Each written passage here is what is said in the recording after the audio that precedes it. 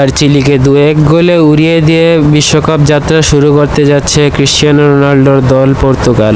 কিন্তু এই ম্যাচটা জয় করতে ঠিকই পর্তুগাল প্লেয়ারদের অনেক ঘাম ঝরিয়াইতে হয়েছিল এবং দোনো দল থেকে অনেক ফাউল হয়েছিল। রাফায়েল লিয়াও, যিনি পর্তুগালের স্ট্রাইকার ছিলেন, তিনি রেড কার্ড খেয়েছিলেন। ম্যাচ শুরু থেকে পর্তুগাল অনেক আক্রমণাত্মক হয়ে খেলতে থাকে। শুরুতেই এগিয়ে যেতে পারত পর্তুগিজরা যদি না চিলির গোলকিপার রুবেন দিয়াসের গোলটা থামিয়ে দিতেন।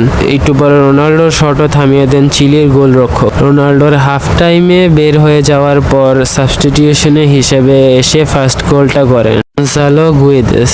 পরে 75 মিনিটে সেকেন্ড গোলটা করেন ব্রুনো ফার্নান্দেস।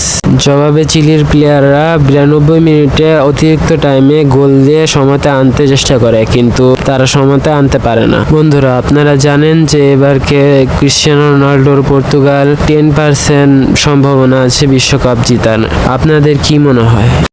সবকিছু ভালো থাকলে ডিআর কঙ্গোর সাথে পর্তুগাল 17 জুন ওয়ার্ল্ড কাপে প্রথম ম্যাচ খেলবে। পরে 23 জুন উজবেকিস্তানের সাথে খেলবে এবং 27 জুন কলম্বিয়ার সাথে খেলবে। ভিউয়ার্স, আপনাদের থেকে কি মনে হয় এবারকের ওয়ার্ল্ড কাপটা কে নেবে? কমেন্ট করে আমাদের জানান।